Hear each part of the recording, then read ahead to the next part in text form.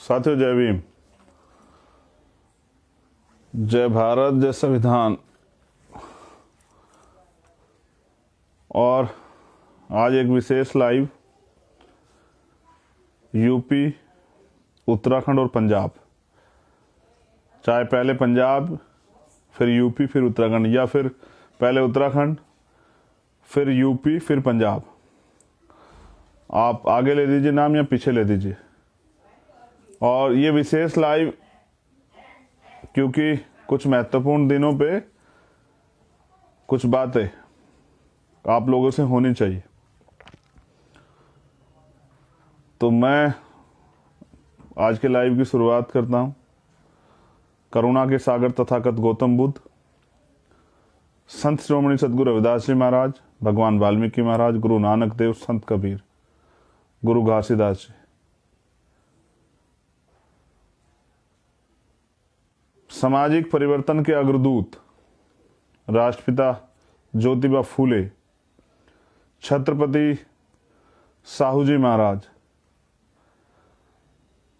पेरियर रामास्वामी नायकर, प्यारेलाल यादव, संत गाडगे जी महाराज, नारायण गुरु, माँ सावित्रीबाई फूले, माँ रमाबाई, माँ अवंतिकाबाई लोधी, माँ झलकारी बाई, माँ फातिमा शेख,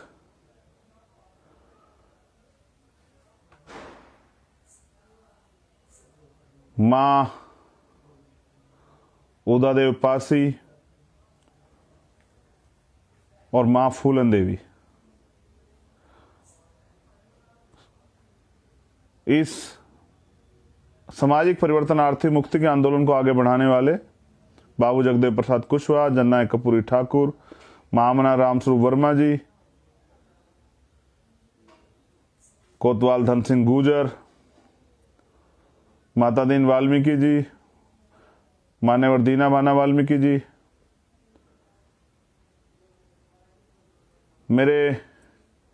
मेरे और मेरे जैसे लाखों लोगों को जबान देने वाले, स्वाभिमान सम्मान की लड़ाई को धार देने वाले परम पूजनीय विश्व रत्न डॉक्टर बाबा साहब अम्बेडकर,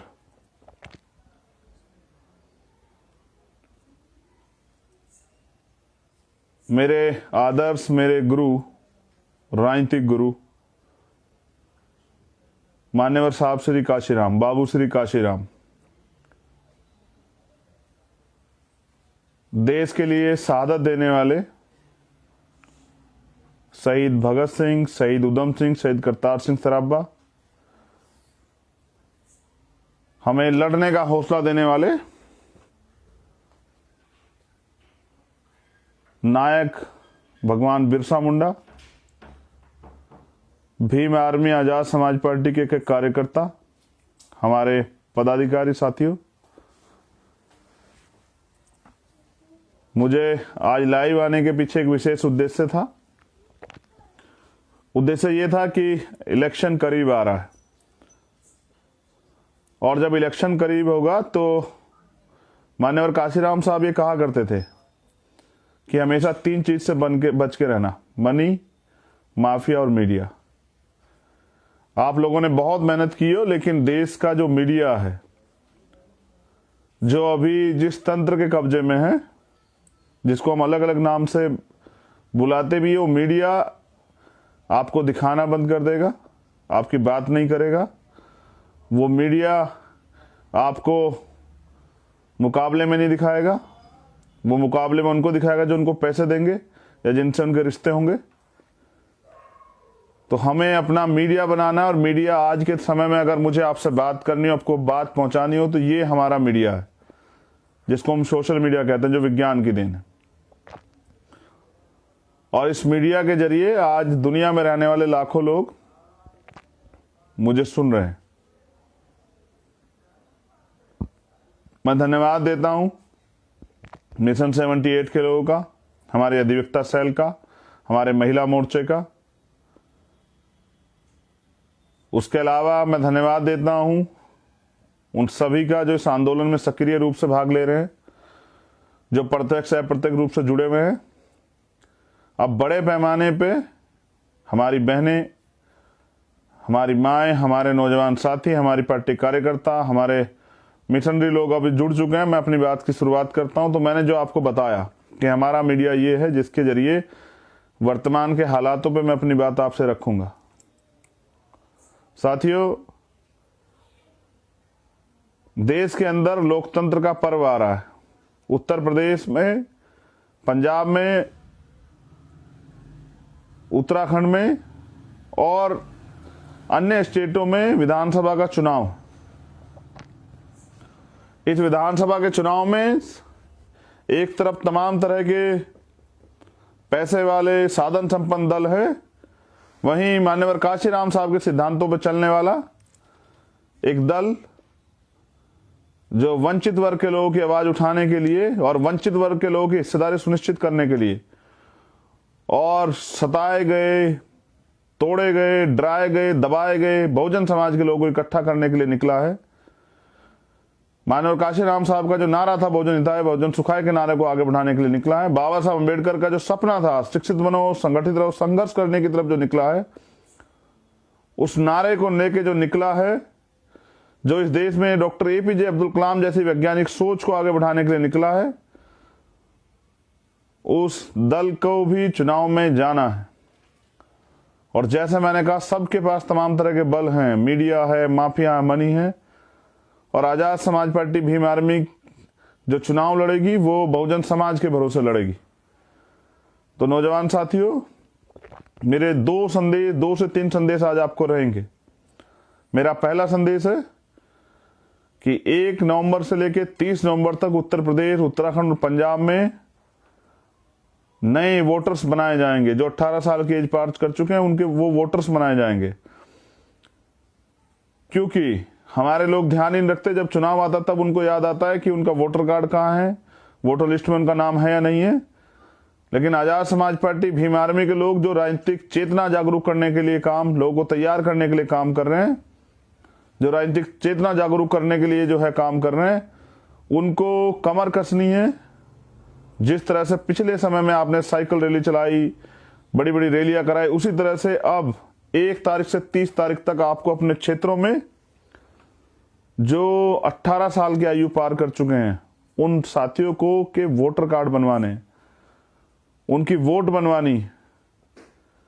दूसरा, जो आप अपनी लिस्टें भी चेक कीजिए कि कुछ जो दल है, जिनकी सरकार है, उनके द्वारा हमारे बाहुल्य क्षेत्रों में दलित, पिछड़े वर्ग के लोग, माइनॉरिटी, मुसलमान, सिख, जैन, बौद्ध, पारसी, जो उनके विरोधी विचारधारा के लोग हैं, उनके मोहल्ले से बहुत सारे लोगों के वोट कटवा दिए गए होंगे। आपको अब, क्योंकि चुनाव के समय जब बाद में आदमी पता लगता है उनका तो वोट ही नहीं है, परिवार के 2 वोट नहीं है, 4 वोट कटे हुए हैं, अब आपको वोट बनवाना है। नौजवान साथियों, आपको वोट बनवाना है। आपको घर से निकल के कागज इकट्ठा करके अपने बीएलओ को पकड़ के उसके पास कागज जमा करा के जहां भी कैंप लगे वहां जाके आपको वोट बनाना है इस महीने। और नए जितने भी 18 साल की एज में बहन और भाई प्रवेश कर चुके हैं उनको वोटर बनाना है, वोट की वैल्यू समझाना है। ये नौजवान वोटर जब पहली बार वोट डालने जाए तो बाबा साहब अम्बेडकर की विचारधारा, माननीय काशीराम साहब की विचारधारा की पार्टी को वोट करे, उस आंदोलन को आगे बढ़ाने का काम करे। ये मेरा पहला संदेश है और मुझे विश्वास है कि आप इस संदेश को कल से ही इस संदेश पे काम करना शुरू करेंगे और बड़े पैमाने पे जितने वोट बनेंगे आप सभी दलों से आगे बढ़ के अपने लोगों के वोट बनवाने का काम करेंगे, बहुजन समाज के वोट बनवाने का काम करेंगे। मेरा दूसरा संदेश आपको, अपने संगठन का दुरुस्तीकरण कीजिए। जो संगठन आपने बूथ तक का बनाया है पूरे उत्तर प्रदेश में, जहां कहीं नहीं बनाया है उस संगठन को बनाए और जहां बन चुका है उनको सक्रिय कीजिए। हर बूथ पे आपका व्यक्ति होना चाहिए। आपका बूथ मजबूत होगा, जो बूथ जीतेगा वो चुनाव जीतेगा। आप मीडिया के भरोसे मत रहिए, आप अपनी मेहनत के भरोसे रहिए, अपने आंदोलन के भरोसे रहिए। ये तमाम दल आके चुनाव से पहले तमाम वादे करते हैं, लेकिन क्या इनकी कोई जवाबदेही है? पिछली कई सरकारों ने वादे किए, हम ये नौकरी देंगे, रोजगार देंगे, 15 लाख देंगे, महंगाई कम कर देंगे, बेरोजगारी हटा देंगे, महिलाओं को सशक्तिकरण कराएंगे, महिलाओं की जो है सुरक्षा कराएंगे। बताओ कुछ हुआ? और फिर वही दल आपके बीच में आ जाएंगे और कहेंगे हम ये करेंगे वो करेंगे। चुनाव के बाद वो आपकी गली में दिखाई देंगे। तो दूसरा काम यह है कि अपने संगठन को दुरुस्त कीजिए।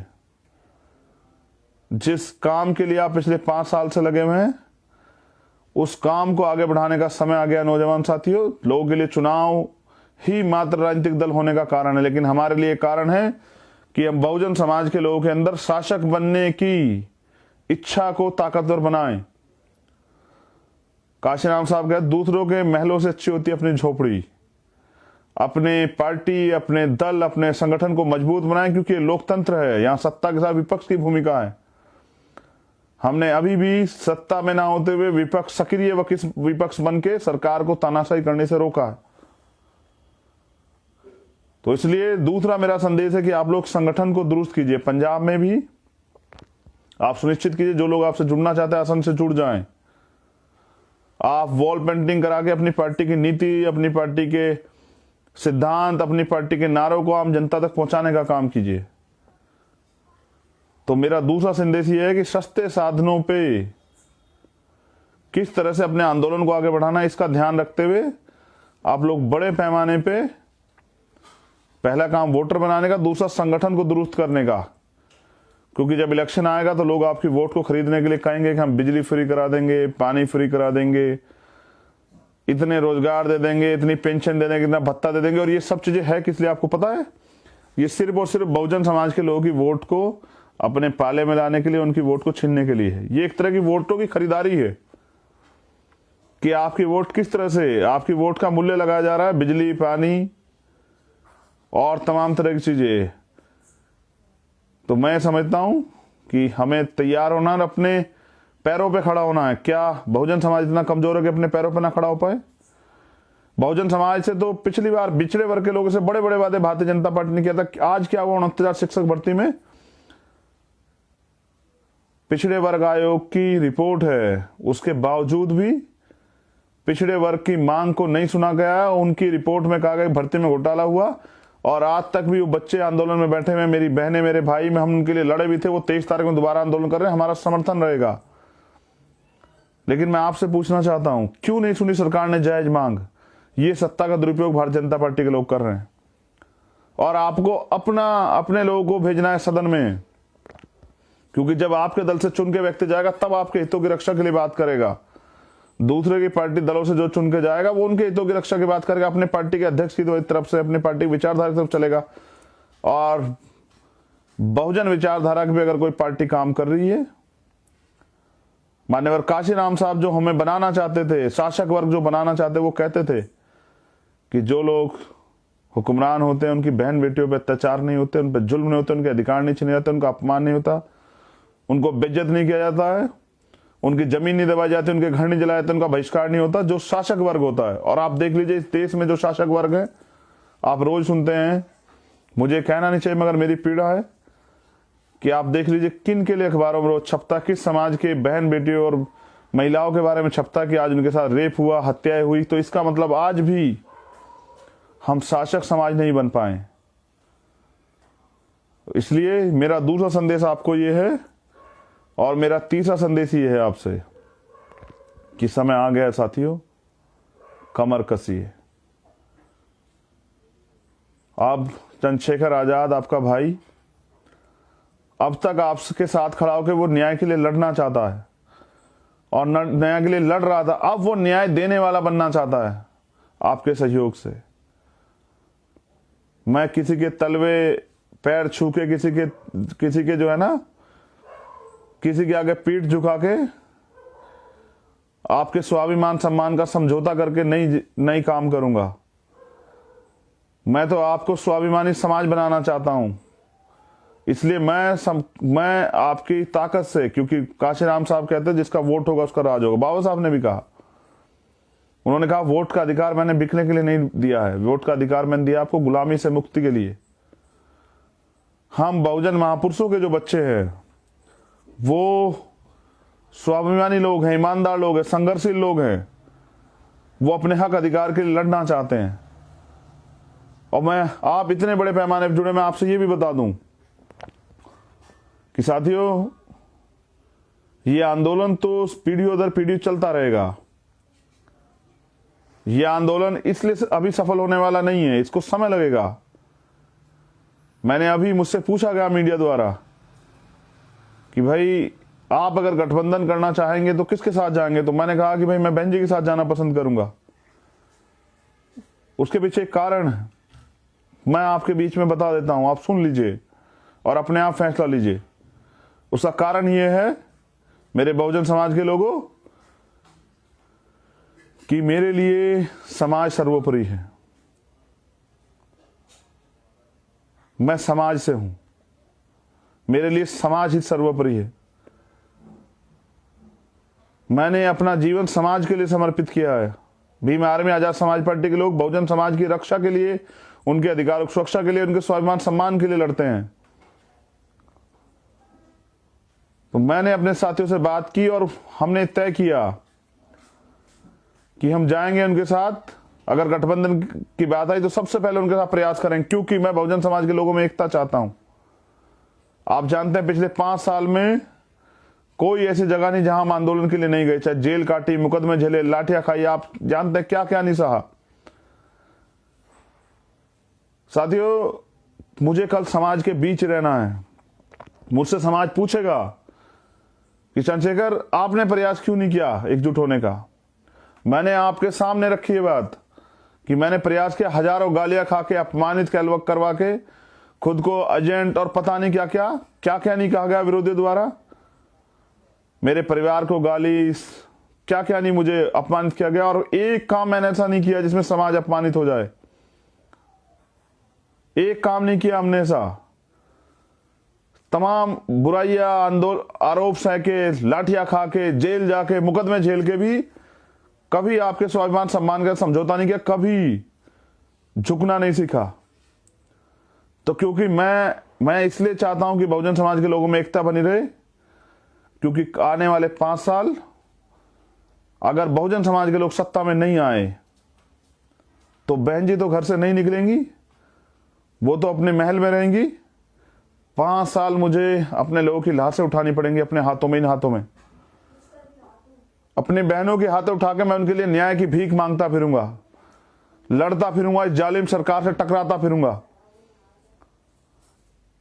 मेरे लिए मेरा व्यक्तिगत हित, मेरा स्वाभिमान कोई मायने नहीं रखता। जब बाबा साहब अम्बेडकर से पूछा गया कि डॉक्टर अम्बेडकर आप में और देश के हित में टकराव होगा तो आप क्या करेंगे, बाबा साहब ने कहा, मैं उनको अपना गुरु मानता हूं, कि जिस दिन देश के हित में और मेरे व्यक्तिगत हित में टकराव होगा मैं देश की तरफ खड़ा रहूंगा, लेकिन जिस दिन देश हित में और मेरे समाज के हित में टकराव होगा तो मैं अपने समाज की तरफ खड़ा रहूंगा। मैं इसलिए इतनी गालियां खाने के बाद, अपमानित होने के बाद, एक स्वाभिमानी व्यक्ति जो सरकार के आगे नहीं झुका, 16 महीने जेल काटी, हम पे आरोप लगाने वाले अपने बच्चे को 10 दिन के लिए जेल भेज के देखें, एहसास हो जाएगा। हमारे लोगों ने, भीम आर्मी के लोगों ने जेलें काटी, मुकदमे झेले, लाठियां खाई, अपमानित हुए। मैं खुद, हमारी टीम, सब लोगों ने, हमारे सब साथियों ने, माननीय अध्यक्ष जी और हमारे और साथी, सब लोगों ने क्या क्या नहीं सहा। 16 महीने जेल काटी, लेकिन उफ नहीं कहा कभी समाज के बीच में, और प्रयास किया हमेशा एकजुटता का। कहना आसान है, आप हमारी जगह खुद को रख के देखिए और इस दर्द को महसूस कीजिए। मैंने इसलिए अपील की कि ये समाज एकजुट रहे, क्योंकि मुझे समाज के बीच जाना। कल आप मुझसे पूछोगे कि आपने एकजुट करने का प्रयास क्यों नहीं किया भैया, तो मैं सच्चा हूं, ईमानदार हूं, इसलिए मैंने प्रयास किया। इतनी अपमानित होने के बाद मेरे लिए मेरा व्यक्तिगत अपमान से बड़ा है बहुजन समाज के अधिकार, उनका स्वाभिमान सम्मान, और वो आंदोलन जिसको बाबा साहब अम्बेडकर और माननीय काशीराम साहब और उनके सहयोगियों ने अपने खून पसीने से सींचा, वो आंदोलन इंपॉर्टेंट है। इसलिए मैंने पहल की, क्योंकि मैंने कहा ना, आज भी देख लिए, पिछले 5 साल से लगातार हम लोग सड़कों पे दिन रात नहीं देखते भीम आर्मी के लोग। अभी भी कई लोग भीम आर्मी के जेल में, अभी हमारे उन्नाव के जिलाध्यक्ष अभी छूट के आए, और गए किस लिए थे, इसलिए क्योंकि न्याय की लड़ाई लड़ते हुए इस सरकार के सामने घुटने नहीं टेकते, न्याय की लड़ाई लड़ते हैं। और कोई दिन नहीं जाता जहां भीम आर्मी के लोग ना लड़ते हों। अभी केरल में हमारे प्रदेश अध्यक्ष को उठा लिया गया, एक बहन के न्याय की लड़ाई लड़ रहे हैं वहां।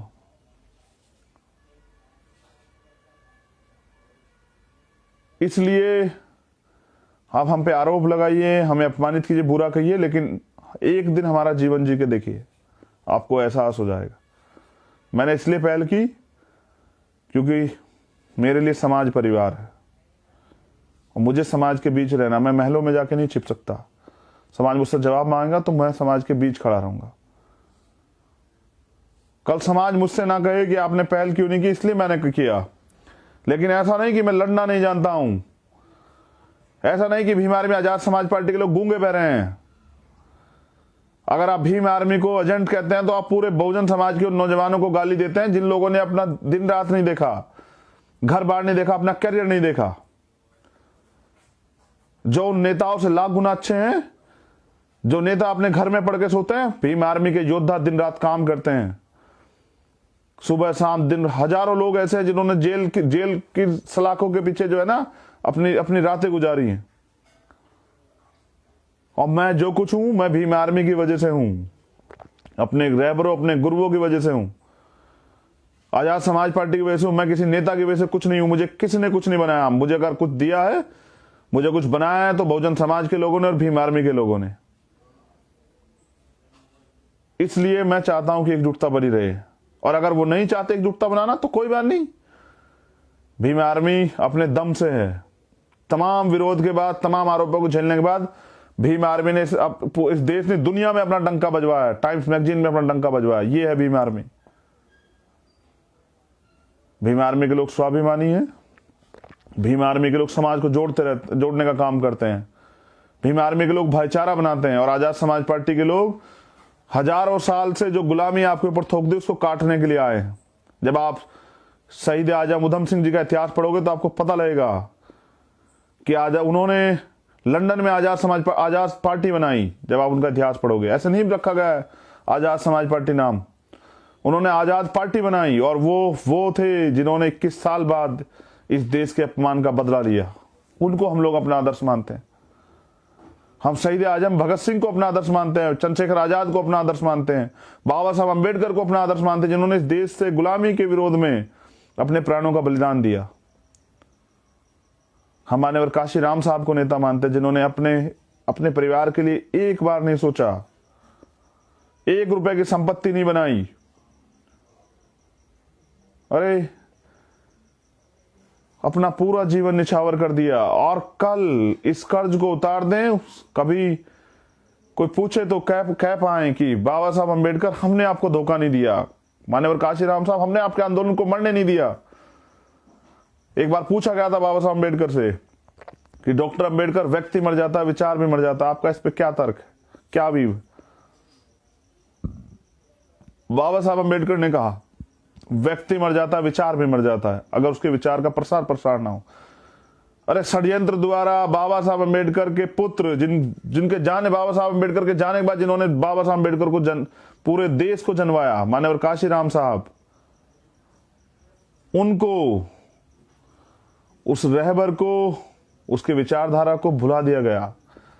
बहुजन हिताय बहुजन सुखाय, जो बहुजन की बात करेगा वो देश पे राज करेगा, वो दिल्ली पे राज करेगा।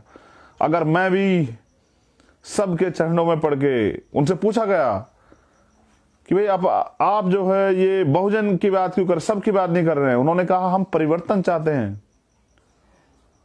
हम परिवर्तन चाहते हैं, सत्ता को माध्यम बना के व्यवस्था में परिवर्तन चाहते हैं। हजारों साल से जो ऊर्ध्वाधर खड़ी व्यवस्था, जाति व्यवस्था, उसमें परिवर्तन चाहते हैं, जिस व्यवस्था में पैदा होते आदमी ऊंच और पैदा होते आदमी नीच हो जाता है। कर्म कोई विशेषता नहीं रखता है। जो व्यवस्था खड़ी व्यवस्था है, जो जिस जाति में पैदा हुआ है उस जाति में मरेगा। उन्होंने कहा, कुछ लोग जो ऊंची जाति के लोग अब खुद को मानते हैं तथाकथित, वो इस व्यवस्था को, परिवर्तन को बर्दाश्त नहीं करेंगे। वो इसको यथास्थिति रखना चाहेंगे। वो चाहेंगे कि एक आदमी कितना भी बुद्धिजीवी क्यों ना हो, लेकिन जाति की वजह से अपमानित होता रहे। इसलिए मैं काशीराम साहब को समझ पाया और मैंने उनके आंदोलन को चुना। अब मैं आपसे अपील कर रहा हूं, अपने पैरों पे खड़े हो जाइए। अपनी किस्मत, अपना भाग्य, अपने भविष्य का फैसला खुद कीजिए। अपने आने वाली पीढ़ियों के बारे में सोचिए। रोज इनकाउंटर हो रहे हैं, रोज हत्या हो रही, रोज निर्दोष लोगों को जेल भेजा जा रहा है। कौन लड़ रहा है लड़ाई भीम आर्मी के अलावा, बताइए पूरे देश में आप बता दीजिए। चाहे उड़ीसा हो, झारखंड हो, असम हो, बिहार हो, मध्य प्रदेश हो, राजस्थान हो, यूपी हो, पंजाब हो, हरियाणा हो, उत्तराखंड हो, बताओ कौन लड़ रहा है? दिल्ली हो, कौन लड़ रहा है? सबसे पहले आप जाके लड़ते हैं, तब लोग उसके पीछे पीछे पहरेदारी करने आते हैं, दिखाने आते हैं कि भाई हम भी हैं। तो मैंने जो संदेश आपको दिया साथियों, ये मेरा समाज के प्रति समर्पण है। मैं स्वाभिमानी व्यक्ति हूं, लेकिन ये मेरा समाज के प्रति समर्पण है कि मैं तमाम तरह के अपमान सह के भी एकता चाहता हूं। बाकी कमजोर नहीं है। बाबा साहब को मानने वाले गुरु हैं हमारे पास, मानने वाले साहब श्री काशीराम, कमजोर नहीं है। अवसर मिलने दीजिए, इस देश की राजनीति को बदल के दिखाएंगे। बाबा साहब अम्बेडकर और माननीय काशीराम साहब का सपना पूरा करके दिखाएंगे। अपने गुरुओं महापुरुषों का जो सपना था उसको पूरा करके दिखाएंगे। आप इतिहास उठा के देखिए ना, जब हमें अवसर मिला है बाबू जगजीवन राम के रूप में, तो सबसे ज्यादा नौकरी देने का काम, आर्थिक रूप से ताकतवर बनाने का काम हमारे महापुरुषों ने किया है। इसलिए मैं आपसे कह रहा हूं कि हमें सिर्फ अवसर की तलाश है, और वो अवसर आप देंगे। जब वो अवसर आप मुझे देंगे आगे बढ़ने का, फिर आप देखना। अभी तो आपने मुझे न्याय मांगने वाला चंद्रशेखर देखा, लड़ने वाला चंद्रशेखर देखा। एक बार कानून बनाने वाला चंद्रशेखर, आजाद समाज पार्टी बना के देखिए। एक बार न्याय देने वाला चंद्रशेखर बना के देखिए। अगर अन्याय हो जाए और न्याय करने वाला चैन से सो जाए, तब आप मुझसे सवाल करें। अभी तो मैं आपके बीच खड़ा हूं, आप जैसा हूं। आपसे कह रहा हूं कि आइए मिलके लड़ते हैं और करते हैं फैसला कि हम यहां गुलाम रहेंगे या हम शासक बनेंगे। अभी तो मैं आपसे कह रहा हूं, तैयार कर रहा हूं। बहुजन समाज के लोग अपना हौसला खो बैठे हैं। मैं तो उनसे भी कह रहा था, किसान भाइयों से, कि दो हमारा साथ और देंगे हम आपके गन्ने का दाम, एमएसपी की गारंटी आपको, आओ आप हमारे साथ। मैंने तो नौजवानों को भी कहा जो 69 शिक्षक भर्ती में बैठे, अरे तुम मांगने वाले बन रहे हो, नौजवान हाथ फैला रहे हो, मैं आपको देने वाला बनाना चाहता हूं कि नौजवान दे रोजगार। इसलिए मैं आपसे कह रहा हूं, बहनों को मैं कहना चाहता हूं, बहनों अवसर दे के देखो। अगर रात को पेरिय रामास्वामी नायकर कहते थे कि रात को 12 बजे अगर एक महिला कुछ मील तक अकेली ना घूम के आए तो क्या बदलाव हुआ। अगर सुरक्षा का माहौल ना दे पाए तब कहना। अभी तो आपने लड़ने वाला चंद्रशेखर देखा, आपने तो लड़ने वाली भीम आर्मी आजाद समाज पार्टी देखी। भीम आर्मी के नौजवान तैयार हैं, कमर कस चुके हैं। भीम आर्मी के लोग, आजाद समाज पार्टी के लोग मन बना चुके हैं। वो किसी गुलाम चमचे के भरोसे नहीं रहना चाहते, वो दिखावी नेताओं के भरोसे नहीं रहना चाहते, वो तो कुछ करके दिखाना चाहते हैं। मगर गजब की बात तो देखिए, देश की सीमा की सुरक्षा के लिए आपको नौजवान चाहिए, बॉर्डर पे आपको नौजवान चाहिए, और देश में परिवर्तन के आंदोलन को आगे बढ़ाने के लिए आपको उन निकम्मे नेताओं के भरोसे है जिनको अवसर मिलने के बाद उन्होंने नहीं किया। मैं मुस्लिम भाइयों से भी कहना चाहता हूं, आप आज भी डर के साए में हैं। क्योंकि आप अपनी वोट की वैल्यू नहीं समझे हैं। आप अभी अपनी वोट की वैल्यू नहीं समझे, आप डर के साए में, आपको रोज सफाई देनी पड़ती है कि आप इस देश में जो है, इस देश के प्रति समर्पित हैं। एक बार मुसलमान से अलग हटके अपनी वोट को की अहमियत समझते वोट देके देखिए। एक बार आजाद समाज पार्टी के साथ जुड़ के अपनी वोट का सही प्रयोग करके देखिए, वह आपको बराबर की हिस्सेदारी मिलेगी। हमने तो अपनी पार्टी कॉन्स्टिट्यूशन में, मैं पिछड़े वर्ग के लोगों से कहना चाहता हूं, जो पिछड़े वर्ग के नौजवान हैं, अभी तक जो आरक्षण आपको 27%, पहले तो 52% आबादी 27% आरक्षण मिला, और वो भी अभी तक लागू नहीं हुआ क्लास 1 में और तमाम तरह की चीजों में। इसलिए मैं आपसे कहना चाहता हूं, इतनी बड़ी आबादी अपने आप को गुलाम समझ के लोगों के भरोसे बैठी। आइए ना, आप लोग कीजिए फैसला। आपको यह भी तय करना पड़ेगा कि आपके अधिकार कौन छीन रहा है, और इन अधिकारों को जब छीन जाएगा आपके तरक्की का रास्ता क्या बचेगा। हम भारतीय संविधान की रक्षा के लिए निकले, उसकी रक्षा करके रहेंगे, और इसके लिए हमें दुनिया की कोई ताकत नहीं रखती। चाहे शांति से हो या क्रांति से हो, चाहे बलिदान देने के साथ हो। बाबा साहब अम्बेडकर को दोबारा नहीं मरने देंगे। बाबा साहब अम्बेडकर ने कहा था, मुझे मेरे मरने के बाद मरा मत समझना, जब तक संविधान जिंदा मैं जिंदा हूं, इसकी सुरक्षा करना। भीम आर्मी संविधान का सुरक्षा दल है। आप कोई आरोप लगाएं, कोई झूठ फैलाएं, तमाम तरह की बातें करें, अगर आप में दम है तो भीम आर्मी के जीवन को जी के देखिए। मैं सलाम करता हूं, क्रांतिकारी नीला सलाम करता हूं, जय भीम करता हूं भीम आर्मी के नौजवान साथियों को, आजाद समाज पार्टी के कार्यकर्ताओं को, आजाद समाज पार्टी के सभी नेताओं को, बहुजन समाज, पूरे बहुजन समाज को। जय भीम, जय भारत, जय संविधान। अभी तक आपने अमीरों को देखा है, ये लोकतंत्र है। अब गरीबों को अपनी तकदीर का फैसला खुद करने के लिए एकजुट होना पड़ेगा। बाबा साहब के उस नारे को, शिक्षित बनो, संगठित रहो, संघर्ष को समझना पड़ेगा और करना पड़ेगा। और वोट की वैल्यू समझनी पड़ेगी। वोट आपके कल का फैसला करेगा। आजाद समाज पार्टी को ताकत देने का मतलब है अपने रास्ते खुद चुनना, फील पावर, शक्ति को, ताकत को महसूस करना और ताकतवर बनना, न्याय लेना और न्याय करना, स्वाभिमान सम्मान का जीवन, महिलाओं के लिए सुरक्षा और अधिकार। धन्यवाद।